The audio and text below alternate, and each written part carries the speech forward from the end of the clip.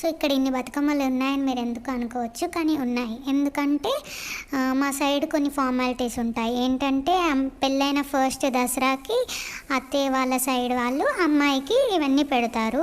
So మేము మా మరిది పెళ్ళయింది కాబట్టి మా సిస్టర్కి ఫస్ట్ దసరా, పెళ్ళయ్యాక ఫస్ట్ దసరా. సో తన కోసమని బతుకమ్మలు తయారు చేస్తారు, స్వీట్స్, సత్తుపిండ్లు అవన్నీ తీసుకొని, బట్టలు, ఫ్రూట్స్ అవన్నీ తీసుకొని మేము వెళ్తామన్నమాట, అబ్బాయి వాళ్ళ సైడ్ వాళ్ళం. సో అక్కడికి వెళ్ళాక బతుకమ్మలు అవన్నీ తయారు చేసేసి ఫార్మాలిటీస్ ఉంటాయి కదా, వాళ్ళకి బట్టలు పెట్టడం, మాకు వాళ్ళు బట్టలు పెట్టడం, ఇదంతా అయిపోయాక బతుకమ్మలు దేవుడి దగ్గర పెట్టేసిన తర్వాత భోజనం చేసాక ఆ బతుకమ్మలు తీసుకొని వెళ్ళి ఆడుకుంటామన్నమాట.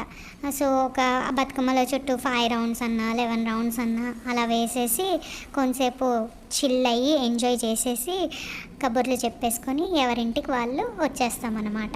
అది దసరా ఫార్మాలిటీస్.